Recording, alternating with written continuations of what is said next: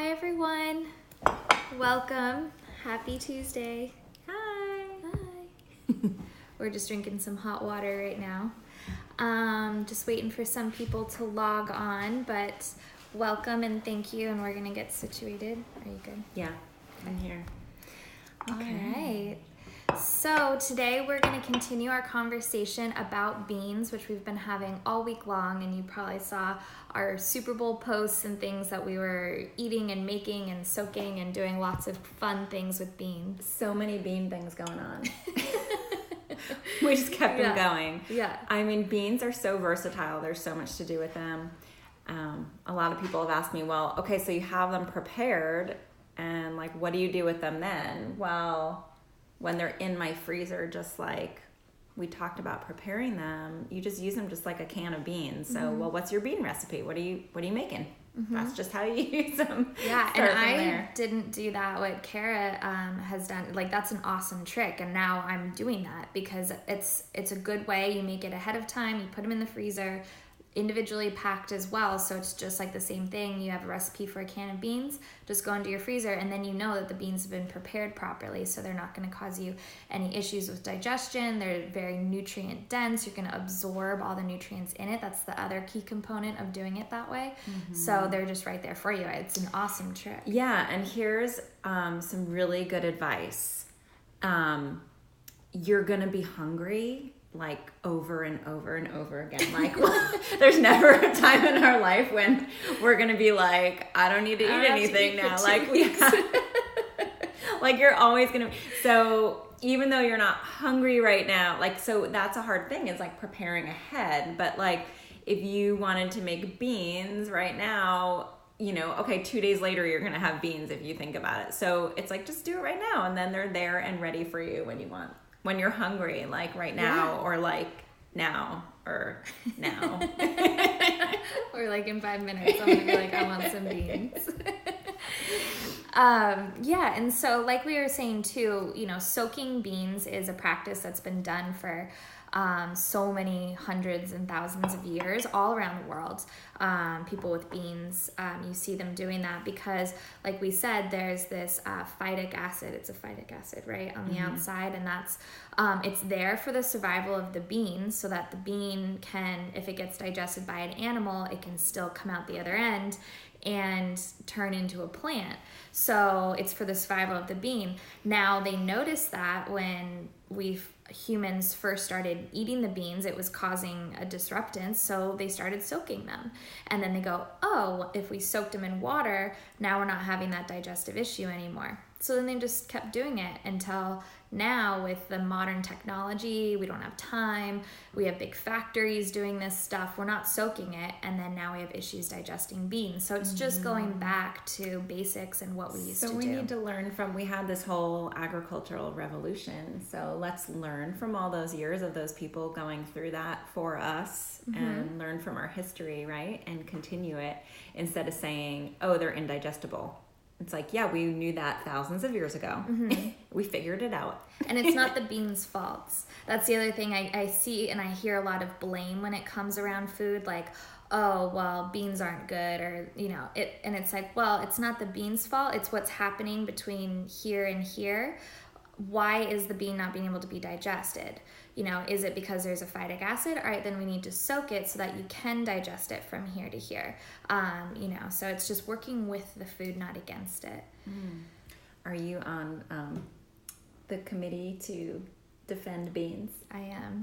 I'm defending all foods.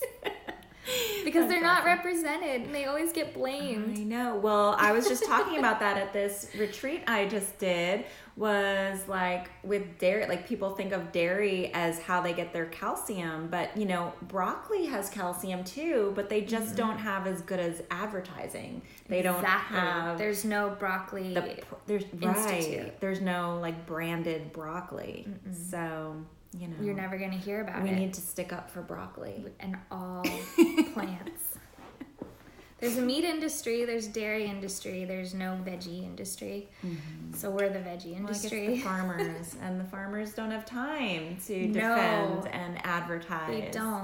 They don't. So yeah, this is This is us sticking up for our veggies.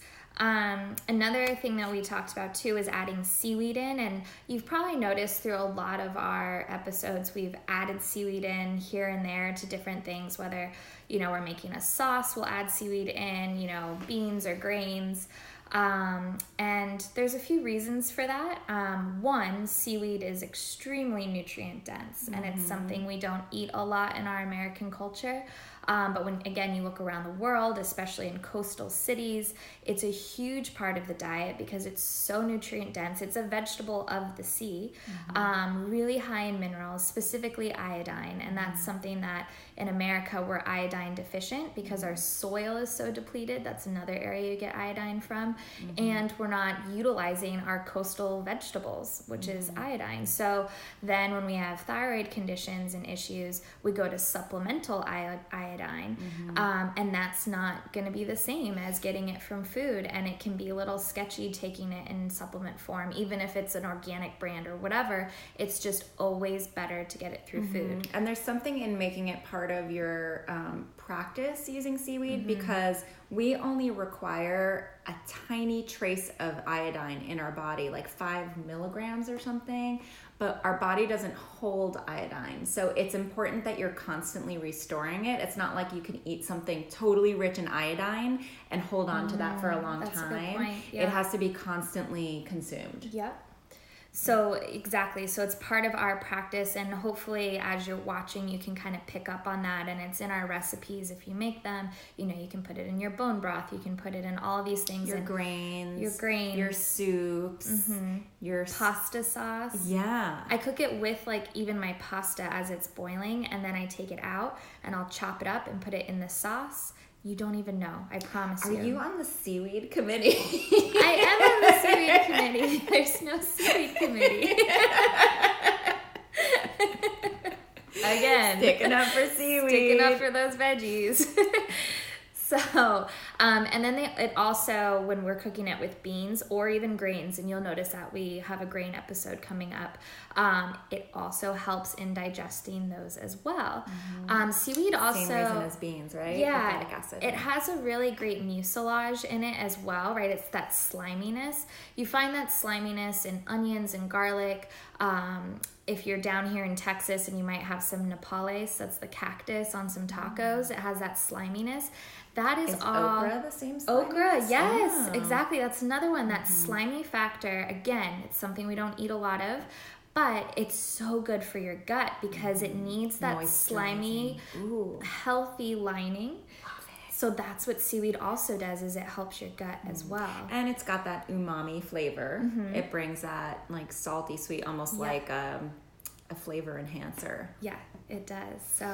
So that's our love for seaweed. And we talked about doing an entire episode on seaweed at one point, and then we realized it's going to show up in so many places. So maybe eventually we do, but for now, just kind of notice how it keeps popping up, saying hey, swimming in.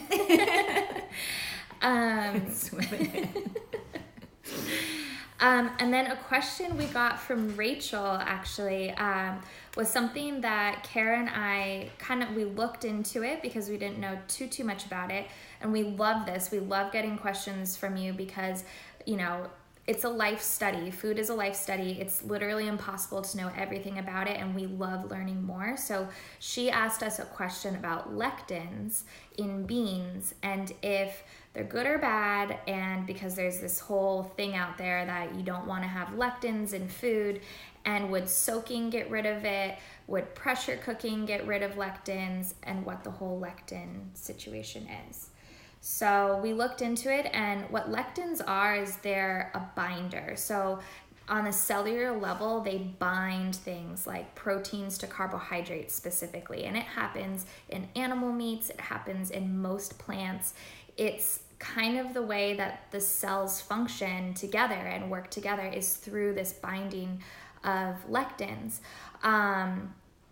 In terms of eating them, again, the jury's still out there. There's strong people that could say, lectins are not good for you and you want to make sure that you remove them or avoid foods with lectins in it.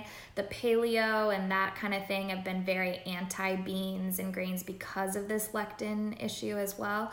However, when lectins digest, because they're binding specifically to carbohydrates, a protein to a carbohydrate in that food structure, it slows the digestion of the carbohydrate, which turns into glucose, which is sugar.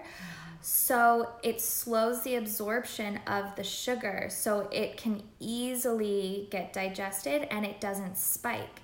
So this is also why beans are good for diabetics, because it's going to help slow that digestion. Plant fiber, yeah. Yep. And so, it's a natural component that's happening in food. And what we were talking about too, maybe if you took lectin by itself alone and looked at it and said, oh, that's not good to digest, it's going to inhibit digestion or inhibit something.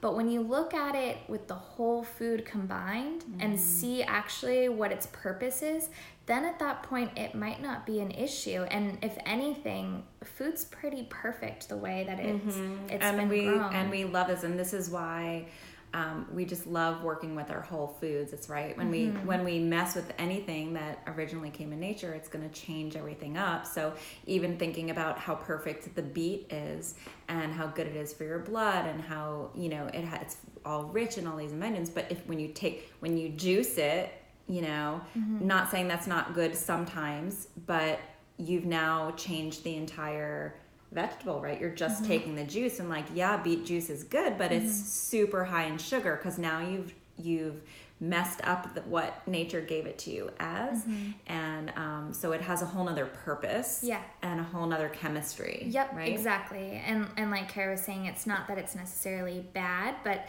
it's like, okay, if you're having beet juice every day or you're juicing every single day of the year, you have to just know that is going to be registering with the body much differently if you were eating the whole food in its whole form.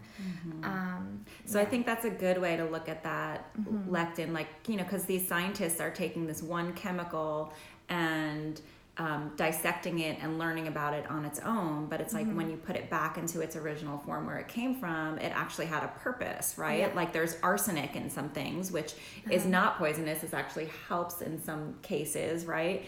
And when it's attached to where it came from. Right. When it's sprayed arsenic that's been taken by scientists and sprayed as a pesticide, then it's its own thing, and then it's going to cause issues. But if it's naturally occurring in foods, it's not. And the same thing with histamines. I was telling Kara as well, I've had a couple histamine clients where they're, avoiding very high histamine foods. And this is another thing. Usually high histamine foods are vegetables and fruits. So if you are very stringent on that antihistamine diet, you're actually not going to be eating very many veggies. And to me, I'm like, how is that a healthy way of living? But when you look at it too, they've done now studies on raspberries have the highest histamine level in them of most foods. However, there's another chemical component that matches with it, which blocks that reaction from happening. But if you were just to look at the histamine level, you would say don't eat raspberries. But when it's in its whole form, now it's okay for you to eat. We have to look at the whole food. Yeah, that's why they're amazing. Hi everyone, thank you for joining us. Thank you guys. Yes, Jessica and Thomas and Mary. If you guys have any questions, you can type them in and we'll see it. I think we'll see it, right? Yeah, we will. It'll pop right it will. I don't have to hit that. No, I don't. Okay. It should pop up. We're still learning all this stuff. Technology. Yeah. And so, with that as well, everything in nature, occurring in nature is really good to digest. But when there is a little bit of an issue like that lactic acid or that acidic formation on the outside, just a simple thing of soaking and then eating, we don't have to do any scientific extrapolations to make that happen. That's simple, that's easy. So to digest.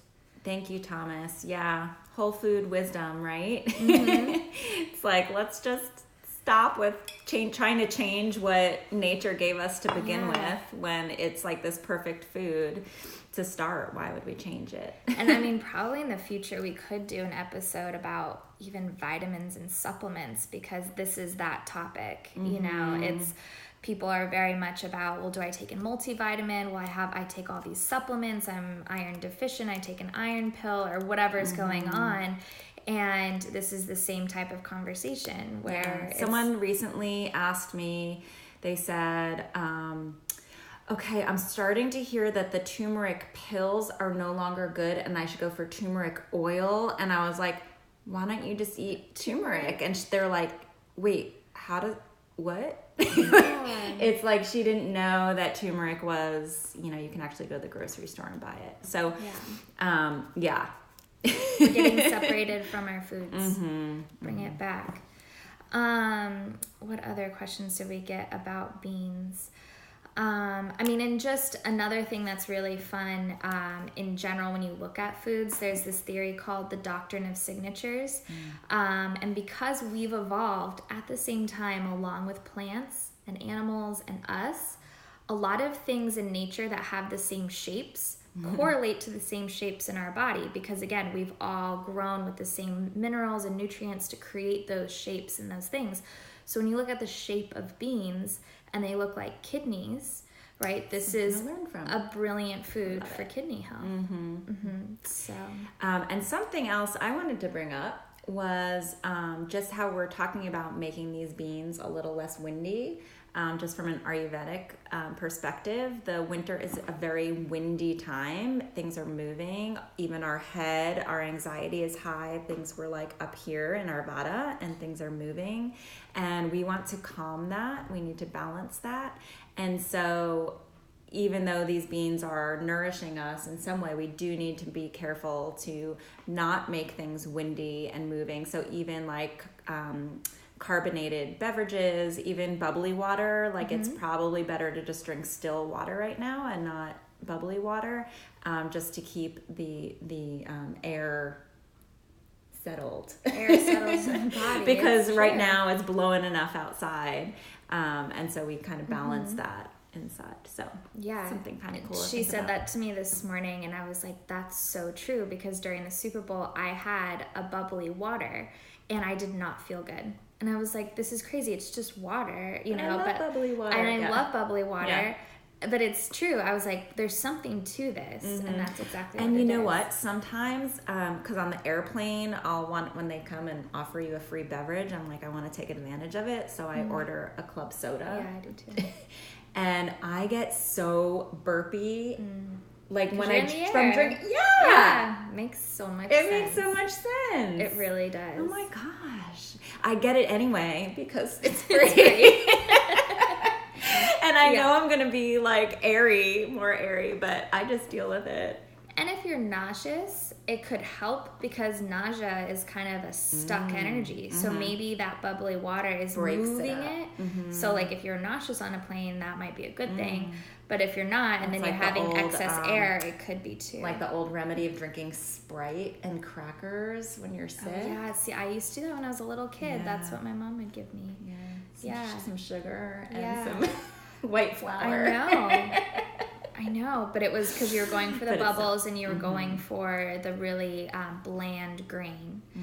And that's another thing we'll talk about in our grain episode, is kind of the difference between like the whole grains versus like the refined or white, you know. We have some great episodes coming up. Yeah. Tomorrow we're releasing our sugar episode. Franco, I see you're on. It's coming tomorrow. And then what's after that? We have Valentine's Day. We have a Valentine's Day special. And today we're recording 2 more fun ones. Yeah. Mardi Gras. Mardi Gras. It's all about indulgence, cravings. So that's why we've asked you guys to, let us know what you're craving. We started with indulgence, and then it's moving into cravings, but we'll explain more later. Yeah. So, because the body's telling you something. It's always wanting or craving. I actually crave refried beans. That's a craving that I get, which I guess we haven't really talked about, but yeah. And you know what we're we're all just looking for constantly is balance, right? Mm-hmm. Like it's all about bringing things into balance. So, your craving is trying to balance you somehow. So I can't wait until we talk about that. Yeah. Can you say more on grounding foods for this windy winter season? Hey, Thomas. Good question. Yeah. And even looking back, if we talked a lot about grounding foods and root vegetables, if you go into our episodes, like episode 1 and episode 2 mm-hmm. are all about grounding root vegetables mm-hmm. and how they do help us settle. And you're right, and that all goes like with settling that windy season. We want things that are deep in the earth mm-hmm. and like the wind can come and they're just there like I'm good. And so that's by putting those in our body, we're like I'm good. Yeah, and it totally like thinking about a tree and the wind doesn't knock a tree over. That's really grounded and has deep roots. One with shallow roots will get knocked over easier by wind. So we're going to be looking at those root vegetables that are grounding. Also things that are really like when we were talking to about bone broths and different things like that, the animal factor of what animals are more grounding than others, right? Like a big cow would be more grounding than a chicken because a chicken actually can fly off the ground if it's healthy. So, a pig would also be more grounding than like a duck. So, again, just looking at the energies of these things, the density, even like... The fish is like flexible. Yeah, fish, exactly. And in Chinese medicine, we look at it as cooling. So people like with heart conditions or anything like that, like fish is really good because it's going to cool the heat in the body. But then even so, like looking at the vegetables, I mean, the animals are kind of fun to look at because they actually have like a real energy like, that we can see. Yeah. But yeah, looking at those energies in plants is so fascinating too because, just looking at the light, flexible energy of greens going in the wind and, it's like that's what we need, that light, flexible energy in the summer, right? Yeah, and so, right, so if you look at like a carrot has the root, but then it also has the green top. So everything has a yin and a yang component, right? The grounding density and then the airy expansiveness. So if we're eating, just leafy greens all year long, sure, on a like nutritional level that's healthy, but it's very airy, it's very expansive, it's very cooling, and it's not very grounding. So this is why we need to eat both components of veggies, and especially during the winter you're usually just seeing those roots. So that's kind of the grounding component because there too. That's what nature is giving us. Incredible. It's so really, simply seasonal. Yep, I know, it really is. Franco, you're so funny. Foods that can reduce snoring. Well, I would say hold back on the dairy, like if there's any congestion and inflammation. So you want like anti-inflammatory foods. I mean, of course, there's got to be more, there could be more physical things going on, which is more of like... Yeah, dairy and sugar would be huge because dairy increases mucus production in the body as well. Sugar and dairy are both very expansive, so it's going to expand. You want those areas to be nice and toned. So those things are going to be very expansive. Toning foods would be things that are more sour, like berries, citrus during this time of year are very sour. Sounds like Patches needs to lay off the dairy. Poor baby. Ginger. I mean, that one is incredible. That could be a great thing to have before you go to bed, is just grate some fresh ginger into hot water. It's such a good go-to. Oh my gosh, when I am congested and do the ginger tea, I mean, it's like instantly just opens everything up. Feel it. I think that's a really good suggestion, Franco, if you can try that. Yeah. And then ask Jen what the result was. Yeah, and some people, have kind of the milks. I was just thinking milks and dairy and stuff kind of around dinner time. even if it's ice cream at night or something like that. So if also that sometimes that's a pattern for people, that would be for sure. If there's any snoring or any congestion or mucus, for sure try to eliminate that, and maybe even go for either the ginger tea or just some lemon and some water, warm water before you go to bed to help tone that area. He says thanks. And Thomas, yeah, absolutely. We've been doing a lot of soups and stews and all that with the root vegetables this time, because not only are you getting those grounding, rooting foods, you're also getting the hot and you're getting the wet, because right now we're in dry and cold, and so it's all about balance. So it's that whole just trying to balance out what nature gives you, what's coming at you, balance your outside environment with your inside environment. Sometimes our inside environment, everybody's different, so you have to take into consideration you. So like it sounds like Franco is a little bit more wet inside. He has more of those kapha type qualities. So like doing wet foods for Franco is not as important as me on like dry, and like doing wet is really important. Yeah, so then Franco could maybe do more of the sour, because that would help break up moisture. Just like if you had sour in your mouth, all of a sudden your lips pucker together and your saliva kind of goes away because it's wicking away moisture. So like sour could be a good thing. And we're excited to get into the cravings, because this is where it gets really interesting, because we usually will crave foods that are like us. Like, because it's what it's like you're craving yourself. It's your comfort zone, right?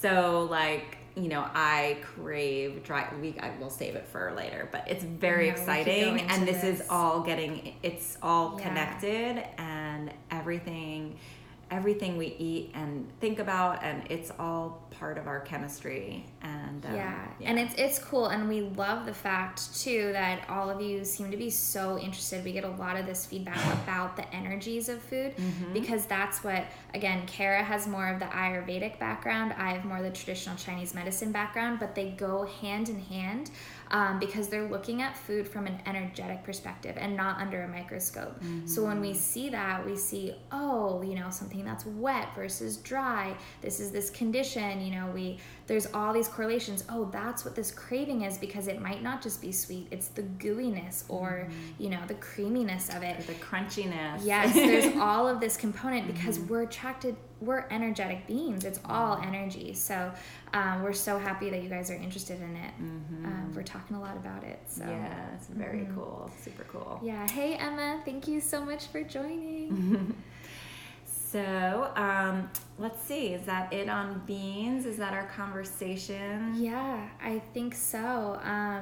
We did a lot with them on social media. The chili recipe is really fantastic.